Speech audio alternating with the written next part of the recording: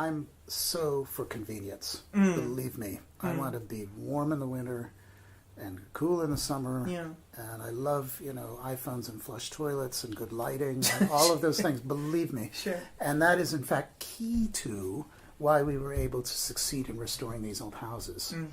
Because the reason why the Japanese couldn't wait to tear them down and even lived in a kind of fear of them was that they thought that these houses were dark, cold, dirty, inconvenient, miserable.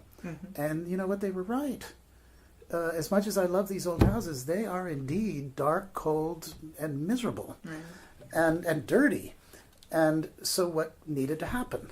Clean it up, bring in modern comforts, put in the insulation, make it possible as modern people, because we're used to those things, to live in them. And the thing is, in the West, that's what we've done for a very long time, for well over 100 years. That's what's happened in San Francisco, for that matter. Old houses got fixed up and modern people live in them in a modern way. The Japanese hadn't got their head around that. It was, if you live in an old house, you got to be a samurai and sit in your brown kimono, Sure. Being miserable. Sure. Whereas no, you can live in an old house and be a modern person and be completely comfortable, and have your Wi-Fi and your television and etc. And that is key, actually. So I'm not for going back. Not being a Luddite, no, of course not. No, so I'm not for going.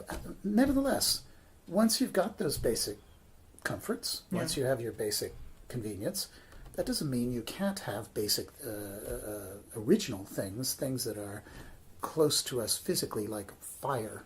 Like in Chiori, we have the hearth in the middle of the room with an actual fire burning. You can have that. Right. And we do, still. You can still open those doors and have the garden. You can. One of the things that kind of shocks the Japanese is in our restored houses, we do double paned glass, which is incredibly good for insulation. Right. But we don't put them into aluminum or plastic frames. We put them into wood. There is the technology for that, and it can be done. So you can combine the tactile value of wood, of a real material like wood, with the technological benefit of having double pane glass, and you can do them both. And that's really what I'm aiming for. Two things going on. One is the mainstream of contemporary Japanese culture, which is tear everything down and live in your plastic house. But there is a little side stream, which also exists, which is there are people out there who are rediscovering wood, thatch, tile, bamboo, tatami, calligraphy, tea ceremony, and so on. And that's a minority. That is not, I would say, Japan in general. It is a small group, but it's a strong group, and it's getting a bit stronger. And one reason it's getting stronger is actually tourism. So tourism has had some really good impacts on Japan.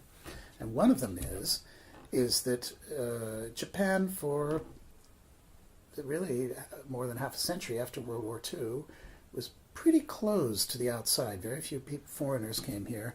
And so Japan never really learned international standards of taste, which is why, for example, hotel designers forgot how to design hotels. And that's why the big international hotel chains have come in and swept all before them, because Japan couldn't do it anymore. And they couldn't do it anymore because they were only appealing to the people who crowded into their domestic tour buses and went home to their plastic houses and weren't looking for anything more. Now, people are coming from the world. They're loving old streets, old houses, old restaurants, interesting experimentations of people doing cool coffee shops and galleries and all of that are getting attention, and even young foreigners are starting to go, and then that brings in some young Japanese. And so there's a kind of been a wake-up call about the emails and all of that when I'm trying to work, for example, on this Heart Sutra book, which really involves some concentration and study, and I just don't have time to do it because I've got all these other distractions.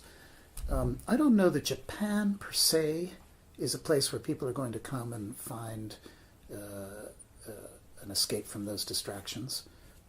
I think that you could do that pretty much anywhere. There are people that go into meditation centers in Thailand. You know, you can do it there. You can do it in Burma. So you could do it in Italy. You can go into Tuscany and be in a quiet farmhouse overlooking the fields of grapes, Right.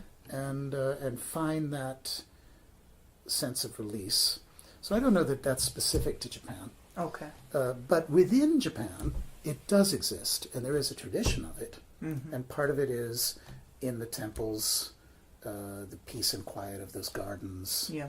the little back streets in old towns, and of course the lifestyle of that literati lifestyle I was talking about. So it's there, so you can find it in Japan. Yeah. Old farmhouses, chiori. Right. This house is a literati kind of place. Chiori is not. It's a farmhouse. That's all it is. Yeah. Empty. You look out at the hills, and you're there.